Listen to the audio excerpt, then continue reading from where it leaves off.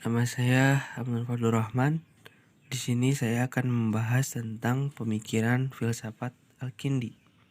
Riwayat hidup Al-Kindi. Bismillahirrahmanirrahim. Riwayat hidup Al-Kindi. Al-Kindi bin Ishaq atau nama lengkapnya Al-Kindi bin Abu Yusuf Yakub bin Ishaq Al-Kindi ialah seorang ilmuwan dan filosof besar Islam yang hidup pada masa kekhalifahan Bani Abbasiyah. Ia lahir pada 809 Masehi dan wafat pada 873 Masehi. Ia merupakan keturunan suku Kindah, suku besar di Arab Selatan pada masa sebelum Islam tentunya. Keluarga Al-Kindi adalah keluarga yang terhormat dengan status sosial yang tinggi. Ayahnya pernah menduduki jabatan sebagai gubernur Kufah pada masa Khalifah Al-Mahdi dan Khalifah Ar-Rasyid. Dunia mengenal Al-Kindi itu sebagai penggerak dan pengembang ilmu pengetahuan. Hal ini karena karya dan pemikiran Al-Kindi meliputi bidang yang sangat luas dan beragam. Hampir setiap bidang keilmuan pasti ada saja gitu karya Al-Kindi yang membahas atau mengulasnya. Pada awalnya, Al-Kindi itu belajar di Basroh, sebuah kota di Irak yang menjadi pusat pengetahuan dan pergumulan intelektual dunia. Namun demikian, ia kemudian menamatkan pendidikannya di Baghdad. Di kota yang kini menjadi ibu kota Irak modern tersebut, Al-Kindi berkenalan dengan para pangeran Abbasiyah seperti Al-Ma'mun dan Al-Mutasin.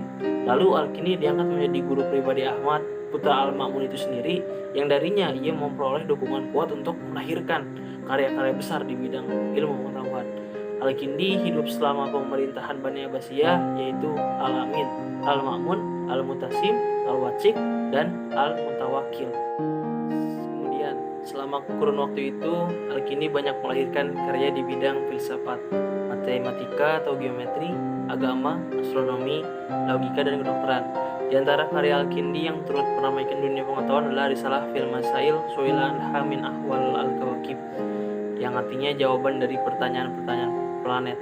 Risalah fil Matra Asyura, yang artinya tentang proyeksi sinar, dan Risalah fi Idah ila Tujuh Al-Kawakib, yaitu adalah tentang penjelasan sebab gerak ke belakang planet-planet. Dari sekian banyaknya ilmu, ia sangat menghargai matematika. Hal ini disebabkan matematika bagi Al-Kindi adalah mukadimah bagi siapa saja yang ingin mempelajari filsafat. Mukadimah ini sangat penting sehingga tidak mungkin bagi seseorang untuk mencapai keahlian tersebut dalam filsafat tanpa terlebih dahulu menguasai matematika. Matematika di sini meliputi ilmu tentang bilangan, harmoni, geometri, dan astronomi. Tapi yang paling utama dari seluruh cakupan matematika di sini adalah ilmu bilangan atau aritmatika, karena jika bilangan tidak ada maka tidak akan ada sesuatu apapun.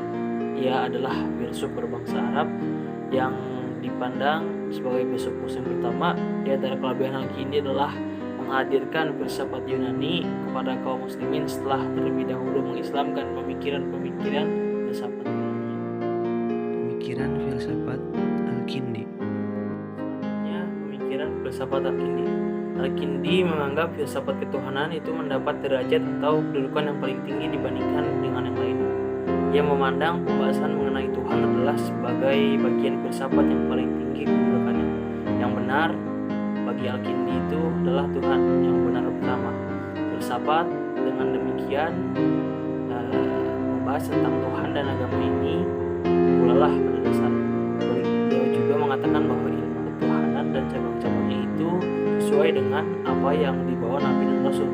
Sebab Rasul mengajarkan ketuhanan, keharusan berakhlak mulia, menjauhkan dari perbuatan yang tercela, sehingga antara filsafat dan agama ini mengandung kebenaran yang serupa gitu. Sebagai filosof muslim yang berusaha mengkomunikasikan antara metode filsafat dan agama dengan tujuan untuk mengetahui sesuatu yang benar. Dari sinilah kita bisa melihat persamaan antara filsafat dan agama.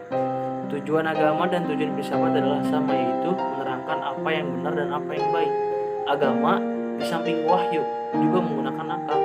Adapun kebenaran pertama menurut Al-Kindi ialah Allah. Dialah Al-Haq Al-Awwal, the first truth. Dengan demikian, filsafat membahas soal Tuhan. Agama pun yang menjadi dasarnya adalah Tuhan. Oleh karena itu bagi Al-Kindi, filsafat yang paling tinggi adalah filsafat tentang Tuhan. Ia menunjukkan keselarasan antara filsafat dengan agama. Keselarasan filsafat dengan agama itu didasarkan pada 3 alasan. Yang pertama, ilmu agama merupakan bagian dari filsafat. Kemudian yang kedua, wahyu yang diturunkan kepada Nabi dan kebenaran filsafat saling bersesuaian. Kemudian yang terakhir, menuntut ilmu secara logis diperintahkan dalam Pengaruh pemikiran filosofis Al-Kindi terhadap perkembangan pemikiran Islam selanjutnya. Pengaruh pemikiran filosofis Al-Kindi terhadap perkembangan pemikiran Islam selanjutnya. Al-Kindi menyatakan bahwa filsafat hendaknya diterima sebagai bagian dari kebudayaan Islam, karena filsafat merupakan pengetahuan tentang kebenaran. Filosof Muslim, sebagaimana filosof Yunani, percaya bahwa kebenaran jauh berada di atas pengalaman. Oleh karenanya, filsafat terbagi atas 3 bagian. Yang pertama itu pengajaran atau ta'lim, yaitu matematika yang bersifat mengantarkan. Kemudian yang kedua adalah ilmu alam yang bersifat terakhir, dan yang ketiga ilmu agama yang bersifat paling tinggi. Salah satu usaha Al-Kindi adalah bagaimana memperkenalkan filsafat ke dalam dunia Islam itu dengan cara mengetok hati umat supaya menerima kebenaran walaupun dari mana sumbernya. Karena banyak terjadi penolakan terhadap filsafat terutama dari kalangan ulama-ulama ortodoks, karena menurut mereka itu produk pemikiran filsafat itu melahirkan bertentangan dengan ajaran-ajaran agama. Dalam kondisi inilah Al-Kindi muncul dan memposisikan dirinya sebagai penerang filsafat dari serangan pihak yang tidak setuju. Ia muncul dengan gagasan kesamaan kebenaran terhadap filsafat dengan agama, sehingga menurutnya tidak perlu dipertentangkan karena pada keduanya itu membawa kebenaran yang sama dan tidak pada tempatnya malu mengakui kebenaran dari mana saja sumbernya.